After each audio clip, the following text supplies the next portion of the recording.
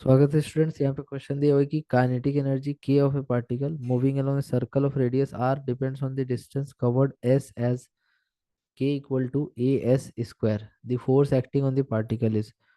देखिए यहाँ पर जैसे आप समझिए इसको कि एक सर्कल है और एक सर्कल में जो फोर्सेस होता है, एक होता है सेंट्रीपिटल वाला, एक होता है सेंट्रीपिटल वाला फोर्स और एक होता है टेंजेंशियल वाला फोर्स। कहने का अर्थ दो तरह का एक्सेलरेशन हम लोग देखते हैं सर्कुलर मोशन में। एक सेंट्रीपिटल एक्सेलरेशन जिसको बोलते हैं वी स्क्वायर अपॉन आर, और एक radial acceleration, sorry tangential acceleration, जिसको बोलते हैं D V upon D T. ये दो तरह का एक्सेलरेशन हम लोग देखने को मिलता है अगर कोई नॉन यूनिफॉर्म सर्कुलर मोशन है तो।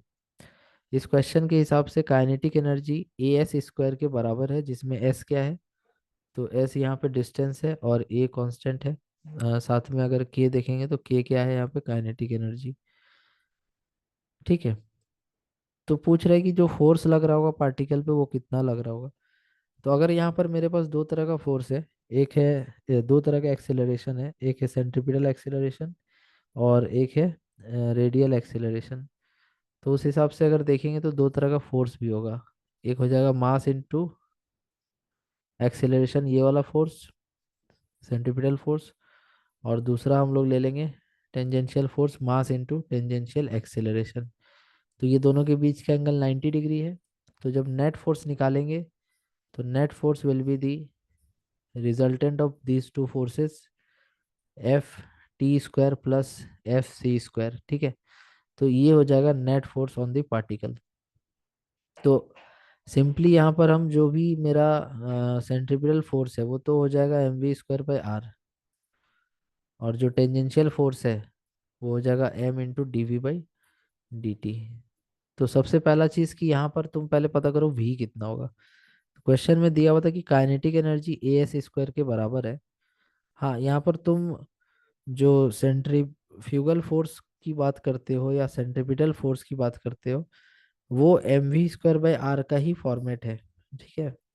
जो भी सेंटर की तरफ फोर्स लगता है वो M V square by R के इक्वल हम लोग लेते आए थे सर्कुलर मोशन में। ठीक है, इसलिए हम सेंट्रीपिटल फोर्स को M V square by R लिख रहे हैं और टेंजेंशियल फोर्स को M D V by D T लिख रहे हैं। काइनेटिक एनर्जी क्या होता है? Half M V square equal to A S square. तो यहाँ से अगर मेरे को वी स्क्वायर चाहिए तो ये हो जाएगा two A S square by M. तो इससे फायदा क्या हुआ? तो इससे फायदा ये हुआ कि जो centripetal force M V square by R होता है, ठीक है, वो एक तरह का सूडो फोर्स होता है, उसका डायरेक्शन बाहर होता है, लेकिन वो सेंट्रीपिटल फोर्स के इक्वल होता है। इसलिए हम यहाँ पे ऐसा कर रहे हैं। ठीक है, तो कंफ्यूज होने की कोई ज़रूरत यहाँ पे नहीं है। So m two A S square by m upon r. तो एम और एम यहाँ पे कट जाएगा, तो आएगा two A S square by r. तो ये आ जाएगा तुम्हारा centripetal force, two A S square by r. Okay, perpendicular towards the centre. अब एक और आएगा टेंजेंशियल फोर्स, उसके लिए हमको निकालना पड़ेगा D V by D T. मतलब जो भी वेलोसिटी हम यहाँ निकाले हैं, वी इक्वल टू कितना है? Root under two A by M, और एस का स्क्वायर था तो उसका रूट एस हो जाएगा। तो ये वी है। तो इसको जब डिफरेंशिएट करोगे टाइम के रेस्पेक्ट में D V by D T, तो root under two A by M तो कांस्टेंट रहेगा, लेकिन D S by D T जब करोगे टाइम के साथ डिस्प्लेसमेंट को जब चेंज करोगे, तो ये D V by D T equal to तुम्हारा आ जाएगा root under two A by M into V. D S by D T को वी बोलते हैं। ठीक है। और v का वैल्यू हम लोग जानते हैं कितना था। So root under two A by M into V. V पहला लाइन से देखो, two A by M into S. तो यहाँ से ये आ जाएगा two A by M into S, root हट जाएगा। क्लियर है?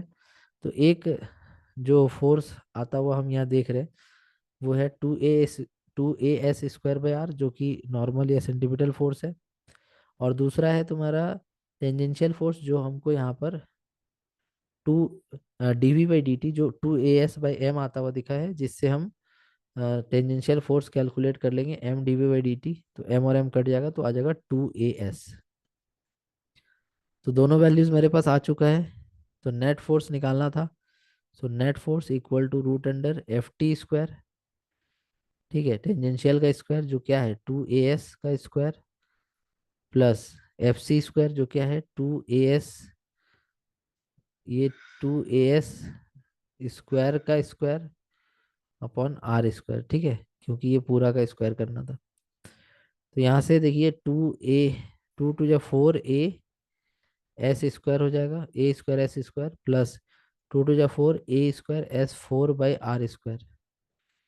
अब यहाँ से कुछ कॉमन आएगा, क्या कॉमन आएगा 4 A स्क्वायर एस स्क्वायर, तो यहाँ बचेगा 1, और यहाँ बचेगा S square by R square, और इसका root.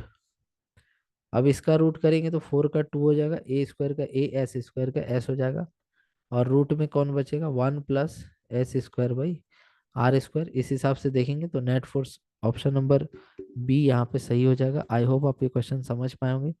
Thank you so much for watching.